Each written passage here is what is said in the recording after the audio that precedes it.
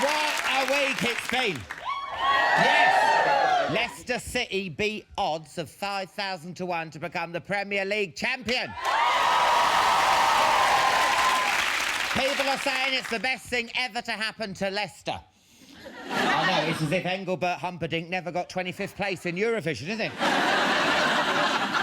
Even my dad said he thought he'd seen it all, which was also the case when the bigger boys hung me by me pants from the crossbar me popped out.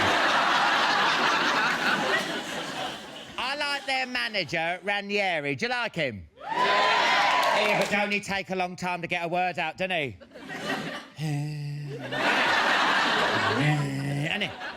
I tell you, if him and Prince Charles ever had a chat, they'd need to schedule an interval for comfort breaks.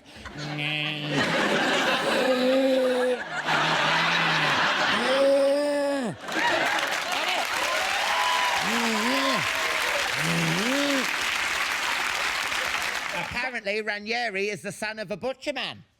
I have to say, it's not my favourite Dusty Springfield song, but... I like that you.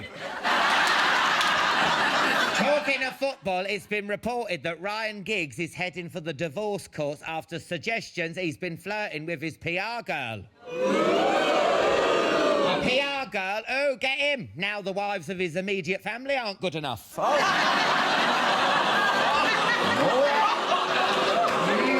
He's changed. Apparently, designer handbags kept arriving at the PR girl's office. Well, the same thing happened to me. I thought maybe Giggsy was making a play. It turned out my Bev had hacked my ASOS account. How many times has Giggsy's private life been splashed over the front pages? In fact, I'm not sure if that's designer stubble he's got or his face has started self-pixelating. I don't like the way they call Giggs a serial do you? No. It cheapens the memory of my affair with Tony the Tiger, and yes, madam, he was great in the fact. It was good. What a lineup we have for you tonight. Marcella star Anna Friel will be putting her sleuthing skills to the test. Radio 1's Nick Grimshaw will be dropping by. I've got it for the first time ever, so I feel mental. But first is the Game of Thrones star. Go nuts, go mad, go crazy for Maisie Williams.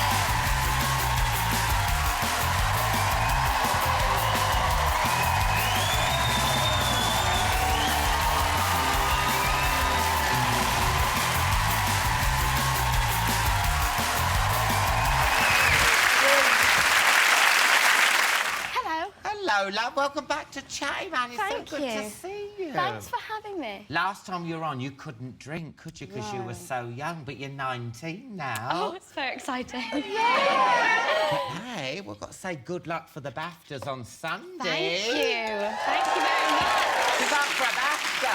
I'm not. Cyberbully is, though. Yes. Cyberbully. Cyberbully is up for a BAFTA. It came out just over a year ago, and it was received so well, and it had a really, really poignant message, and so I'm so pleased that it's been recognised, and it was something that I was really, really passionate about and wanted to be a part of, and yeah, I'm thrilled. I'm so excited. And had you been cyberbullied yourself?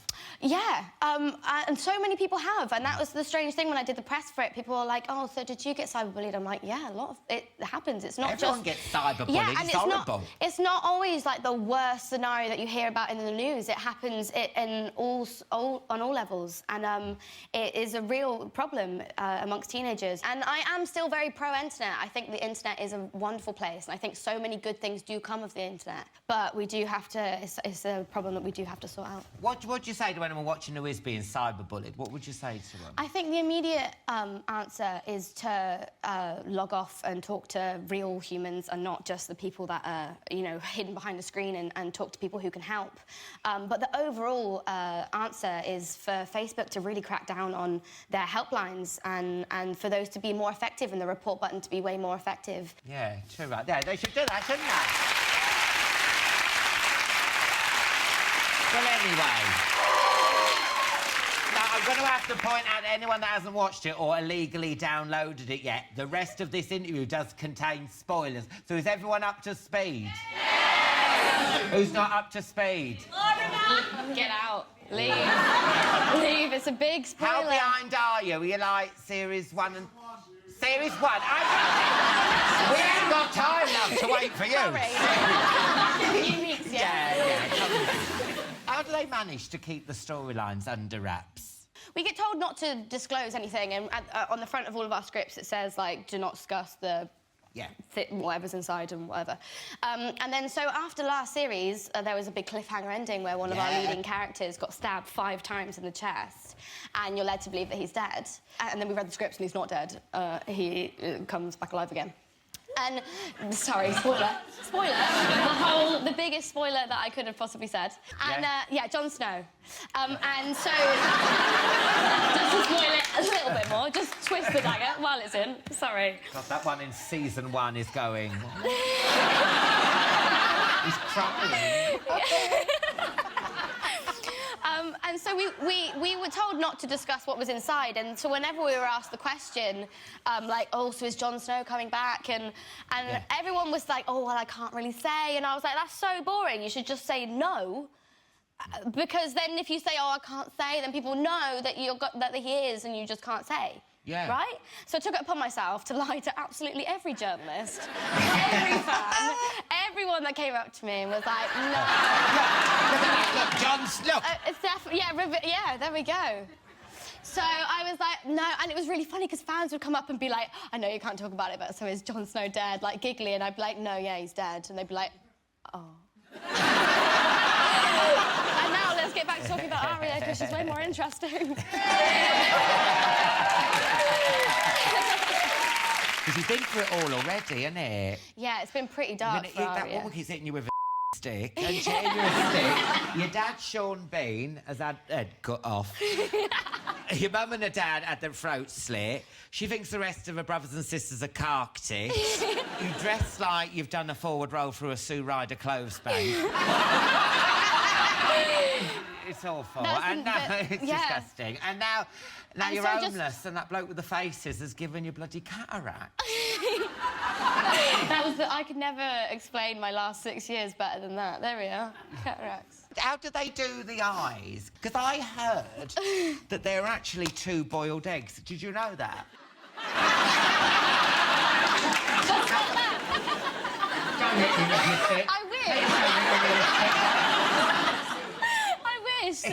I wish that would have been a lot less painful. Really? What? How do they do it? Oh, I've got eggy eyes. glass. I've got eggy eyes. No one wants eggy eyes. How long have they been sat there? Since series 2. So I was wearing these big contact lenses for most of the scenes, and I had these other set of contact lenses that had little holes in because the other ones are totally opaque and I can't see anything. Really? That bad? Yeah, and so I had this other set for when I was fighting so as I wouldn't injure anyone. That was like the thinking behind it, but I still definitely clipped Faye around the head and legs multiple times. And myself, hitting myself in the head.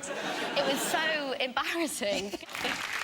You're on Twitter. Do you go on there while the show's on to see what people are saying about the show? People live tweet, and it is so funny. After episode 1, just all of a sudden the tweets turn to like, ew, what the WTF. And it's that scene where Melisandre takes off her necklace and she's then like 300 years old or something. Yeah, and so they all go from like talking about the topics of the episode and then they just go, ew. My favourite thing on Twitter are, now you're young, I'm getting on. Do you call them GIF? What do you call them? Because I don't know what the real word is. GIF. I'm old school, I call them Sith. Oh. I could call Iceland B-Jam, but that's me. I think the creator of the GIF wrote saying, no, it's called GIF, and everyone on Tumblr was like, still going to call it a GIF. I thought we should make some more GIFs that people can use on Twitter whenever it all kicks off in the series. Are you up for that? Down for it. OK, here's how it works. We're going to get shown some things that might or could happen this series. All we've got to do is react or pull a face in a way that suits that storyline, and then we'll put it up on Twitter for people to use when the show's on. You're up first. Let's see what you've got to make a GIF for. There's a nudity scene. I was like, well, when I used to watch Game of Thrones with my parents. Oh, my God. Right? But I think they found it just as embarrassing watching it with their 12-year-old daughter, like, Yeah. But then if it's a guy... I like it. OK, I've got one to do now. What's my plot line? God. When your favourite character comes back from the dead, which camera do it now? Shall I count you in? You got him. 3, 2, 1. Say what? That's good, right? That's good, Jim. And I've got to say, you do give good Instagram. Thank you. But I want to see what other stuff you've got hidden away on your phone. So let's play the game of phones. Welcome to a new series of the Game of Phones, the game show that's less about what you know and more about the humiliating photos you've got hidden away on your mobile phone. So let's see who's playing the Game of Phones tonight. What's your name and where have you come from? Hi, I'm Maisie Williams and I came from over there. And have you got your phone with you tonight? I do. Fantastic. We'll take it in turns to show our pictures and the person with the best photo is the winner. So let's play the Game of Phones. Selfies. Right, give us your best selfie. Oh, OK. OK, I think I got one. OK, then put it up on the screen. So what was that for? This was... I was in Japan and the lady gave me a face mask before she did my makeup. I think she's trying to tell me something. And then I was like, oh, you know, I've had one of these face masks before, but of course we were in Japan and I open it out and then she's like, put. And I put it on and I was like, if I wasn't embarrassed already that I needed a face mask, she gave me this to put on and that was how I sat for a good 5 minutes. Because I put that one on me as like, what's she called? Gemma Collins. Have you got that one?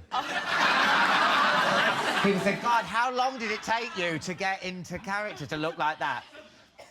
2 seconds? Just a wig. Just a wig. Just a wig. Right. Next category, please. Throwback. Oh, this is nice. Old ones. Old ones. Right, OK. OK, I think I've got one. Why do you look so miserable? Why are you scowling? Is it the haircut? I hate this haircut and I hate my cardi. No, I don't... Well, when I was a kid, you know, they do the whole, like, jingle the keys, like, smile. Yeah. I just think I saw through all of that and was like, why? Taken really late, and so I'm sat there, like, just take the picture and leave. And, yeah, I love it. I think that's, like, that sums up me on most days. Well, you've got some from me. Look at so cute. Looks like my teeth have had a row. There's me dad and there's me brother Gary. That's me at a football ground. First and last time at the football ground. Look at me at 19. Oh my God! Look what I like the hair. I look like Hugh Grant. I look a bit like Hugh Grant. Yeah, you do. Oh my God. This is our final round. OK, what's this one? OK, I got one. It's me and Sophie, who plays Sansa on the show. We go out, but this is like one of those like girly bathroom pictures. Yeah. Where I was like, but we can't take a selfie because that's what everyone does. Yeah. So let's put the timer on. Oh, so that's a proper we propped timer. it up next to the sink. But you come on, you must have something more. Come on, night out, just swigging out of a bottle or anything. You got none on your phone? Well, I only turned 18. Oh, it was a whole year ago now, I guess. Hello. I don't post That's that 52 Saturdays. You could have been swigging. Waking up in a skip. I'm honestly very tame. I have some on my camera roll, but these are just from my Instagram. OK, all right, then when I'll put This Is Me for some of a night out. Yeah. Oh, God. That was the student union on my tour, and I got off with a woman that night. I was... How was it? It was all right. My friend, they got a dressing up box, yeah, and I was like, no, it's all right. Then, you know, when you have, like, one bottle of wine, I'm like, I'm a sexy monkey. I think that's a draw. I think so. We both shared. Good luck with the rest of Game of Thrones. When's it on? Mondays at 9 p.m. Fantastic. Good luck with Maisie Williams, everyone. Thank you very much. And welcome to Friday Night with me, Jonathan Ross. Welcome to Alan Carr, China. She's the star of the brilliant Marcella and here to bring the Friel good factor to my sofa. Give it up for the wonderful Anna Friel!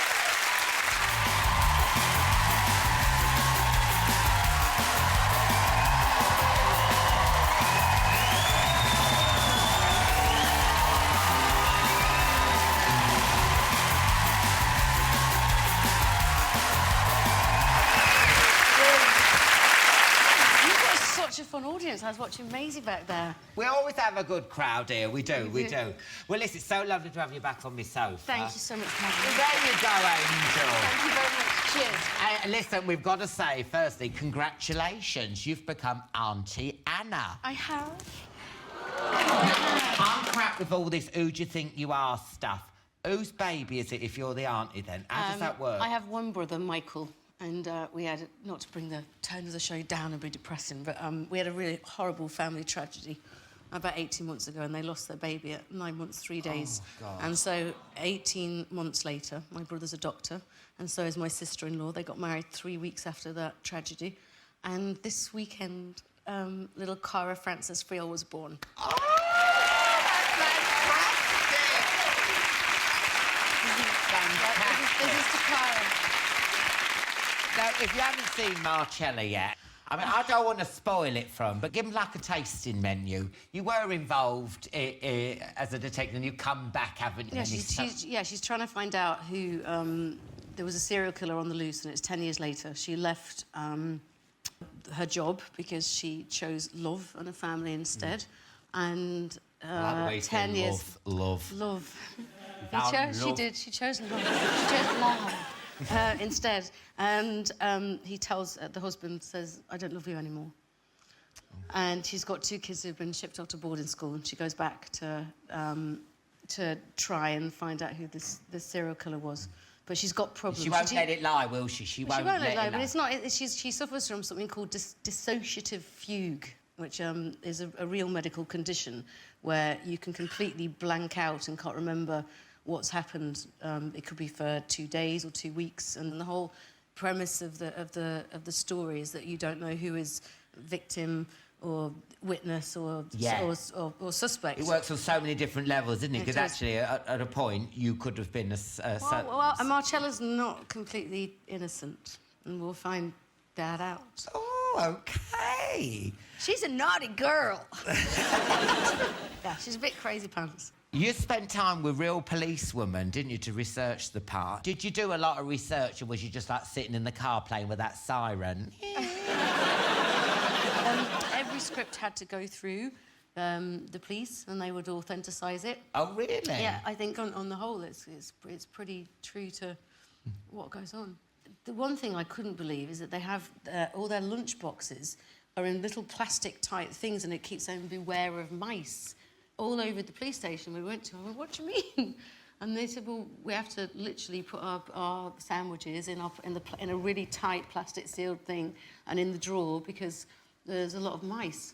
Oh my God! What you like with mice? You like Thomas? You're jumping up on the chair. Well, put it this way, I could never That's do what it. I'm like with mice. Thomas! Yeah. No, I'm like that with spiders, snakes, rat, anything. I could never do that. I'm a celebrity to get me out of here. I'd be gone within 10 minutes. I don't think you'll be doing that with doing Marcella, love. I don't think...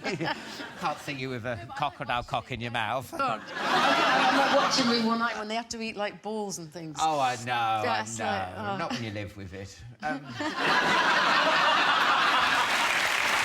that's when the clip's over, I'm a bit like... Because I've been watching the episodes in real time, because we finished filming 4 weeks ago. So do you know who the murderer is? Obviously you must do. Well, there might be more than one killer.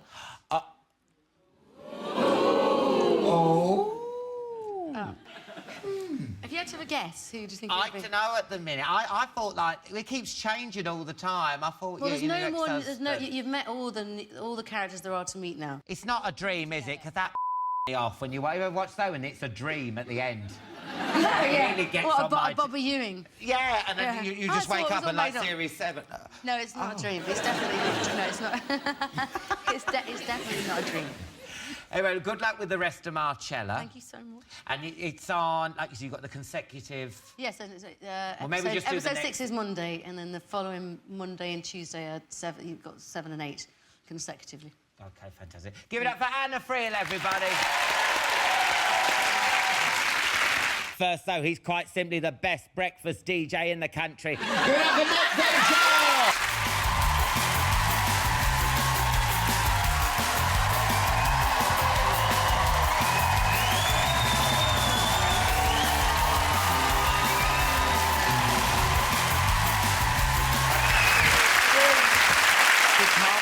good knob joke. You can't beat a great knob joke. You can't. Now, he told me you're suffering with jet lag. Yeah, which I didn't think existed. No. I thought it was just people showing off that they've been to Florida. I've got it for the first time ever, so I feel mental. Let's watch you have a meltdown, yeah! I've got, like, twitchy eye and stuff, like... Oh, twitchy eye. That does mean anxiety, doesn't it? Yeah, that's what it means. 'Cause that's how Gabrielle started. Did you know that? Honestly, little twitch and then it fell out. That's what I heard. You... Don't spoil it, don't.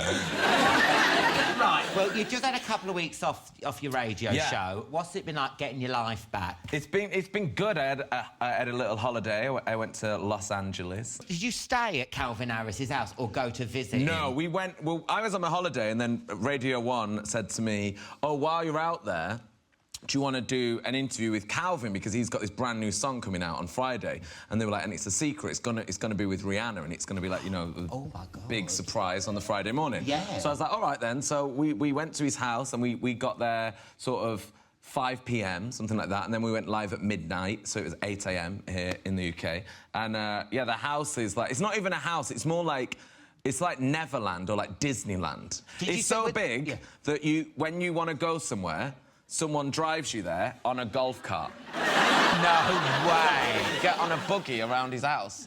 That's how big it is. Demi Moore's his next-door neighbour. No way. But when I say next-door neighbour, it's about 4 miles away. Yeah. But that's the nearest human. Was Taylor Swift there? Did she pop in saying, hello, boys, do you want a biscuit and some squash? She didn't, unfortunately. Smells of heat in here, open the window. Did you see her? She didn't, I didn't see her. I don't know if she lives there. I don't know if they live together. Oh. But yeah, no, the house is mega, and we got to hear the record for the first time. And is it good? It's really, really good. Oh. It's really great. And Rihanna, like, probably my favourite voice. I love her voice on anything. Yeah. So it was. You kind of were hoping it was going to be great, because we were live on the radio in his house, and I heard it for the first time. So if it awkward, isn't it? I would have been like, a bit awkward. And I kind of hate hearing, which is tough as a DJ, I hate people playing me their songs, because they come in and they play it to you, and then they, like, look at you, and you have to do this thing of, like, yeah. Yeah, man, it's great. Love that bit. And you have to do this, like, thing. Yeah. So I was kind of dreading it, but thankfully, praise the Lord, it was great, and everyone loved it. Now, you've had some brilliant guests on the show recently. Will Smith, Ariana Grande, Leonardo DiCaprio. Yes. What was he like? He was really, really good. He did this thing, though, where... Because you think that Leonardo DiCaprio, like, he's famously the most good-looking guy in Hollywood, and has been for years and years, and, like, you know, one of the biggest heartthrobs in the world. Yeah. So you get kind of nervous about going to interview him. One, because you think, oh, I might be bowled over about how good-looking he is, but also, in comparison, you look disgusting. Do you know what I mean? Like, if you get next to him, you're like, oh. Well. Like, people throwing, like, rotten fruit and veg at you. Bradley Cooper came on it. Yeah, I mean, he is tough. Like, yeah, and I could feel myself turning into a troll. Part 4, I had a humpback. I was like, why have I got a humpback? And because he is fit, isn't he? Oh, and ridiculous. Then the producer at me said, you haven't asked him a single question, because I was just spinning. Like this, looking at his size 13 feet, going... You haven't asked him a question? I'd forgotten, because he was so handsome. It is distracting. It is. It is tough. Are you having that with me now? No. It's like the voice in reverse, isn't it? No. One person I'd love to have on here is Beyonce. Yeah. Now, why don't she do any interviews anymore? I don't know. She thinks she's too good for us. Yeah, she's like, you lot. Yeah. I met Solange. I spoke to Solange once. She's fun. Yeah. Oh, when I say spoke to her, she jumped out my wardrobe and tried to garrote me. She's vicious. She's like one of those cats in Greece. You know, you try and give her some, like, bacon. Yeah.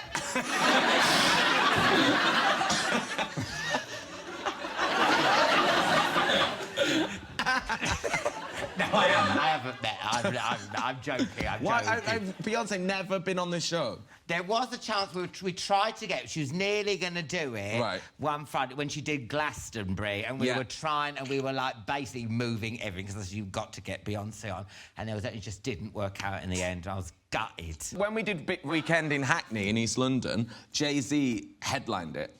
And then a few days later, I went to a pub in Hackney, and Jay-Z and Beyonce were in the pub in Hackney. Off. Yeah. in a pub, and my friend was chatting to them, and then I didn't know what to call her. Because you can't say Beyonce out loud in a pub in Hackney. No. It's like, Beyonce. It sounds silly saying it. Yeah. And then I thought, I can't go B either. So I just... Because you don't know her. And she's just like, like- where have I met you? Without having a tap like that. And she was just like having like a pint and scampi fries like that. I'm not kidding, was having a cider. That has blown my mind. Isn't it amazing? Amazing, isn't it? She will go to a pub in Hackney for a pint of cider, but she won't come on here. I know.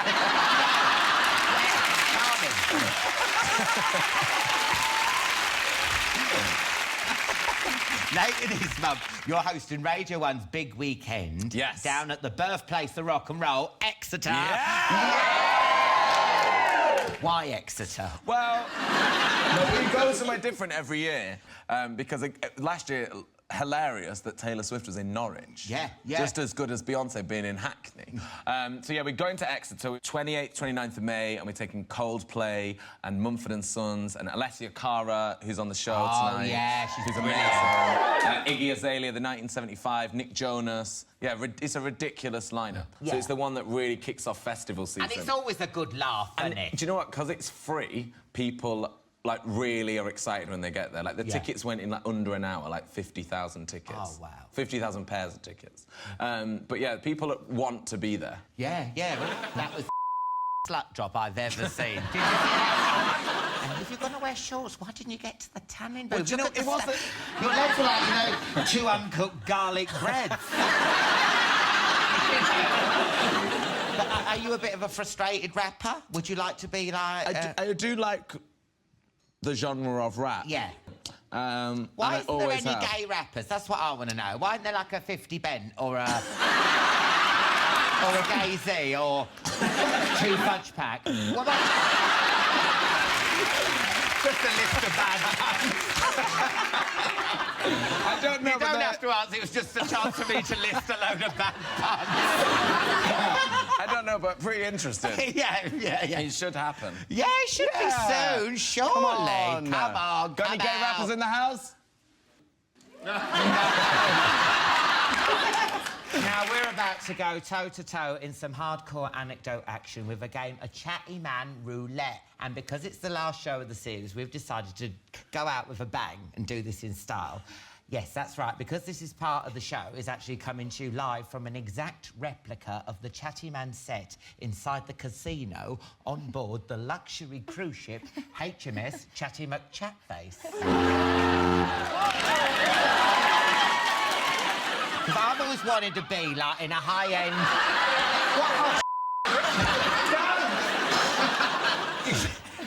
And you say, I've always wanted to, like, be, like, a croupier on a ship. Right. So we've got to pretend we're actually on board ship. on a ship. I'm kind of into mine. God, with your yellow hair, it looks like a Calippo.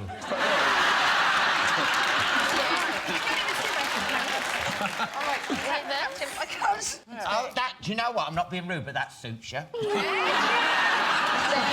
To play the game, we're going to spin the Chatty Man roulette wheel and choose some random subjects to chat about. The person with the best stories on each subject will be crowned our winner and will take their place at the captain's table for tonight's all-inclusive buffet and cabaret courtesy of Gloria Estefan and the Miami Sound Machine. Get back to your cabin! Do you want to go, Anna? Ask him. Oh, my chin! Oh, my God, I really... It does hurt! Hit me!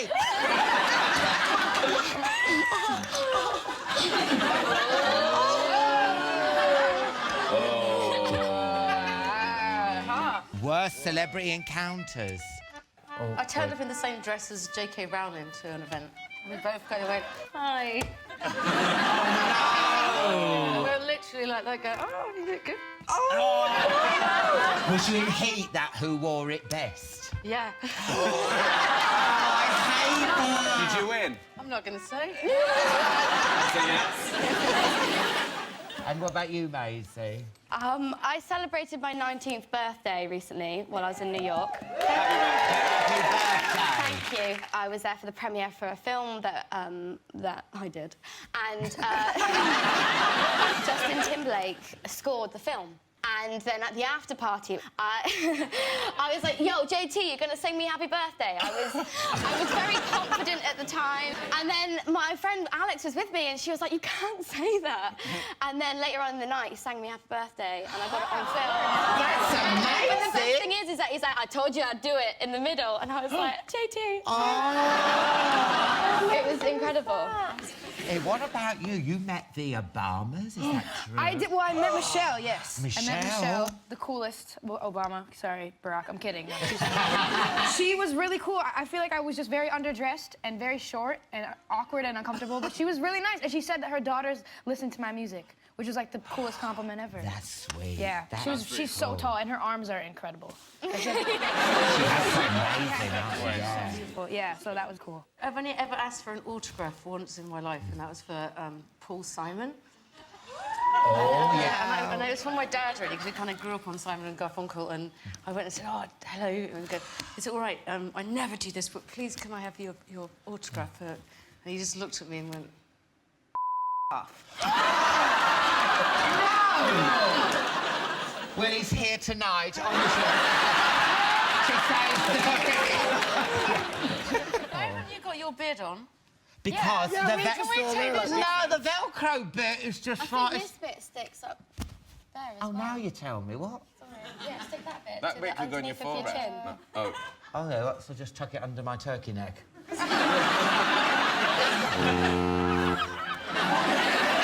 There's the ship's horn. That's all the stories we've got time for tonight. Thank you. So you can take them all off now. Oh, my God. Give it up for Auntie Carr, everyone. That's it for tonight's show, and that's it for this series. A massive thank you to everyone who sat on my sofa. And an even bigger thank you to you lot at home for watching.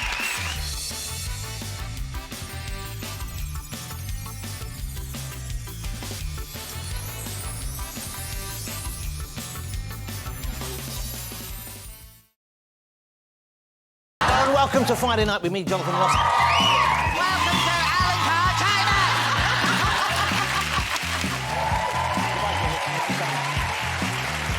Oh, Jesus. I'm talking about time, don't. I've just been... Oh. Don't patronise me, Alicia.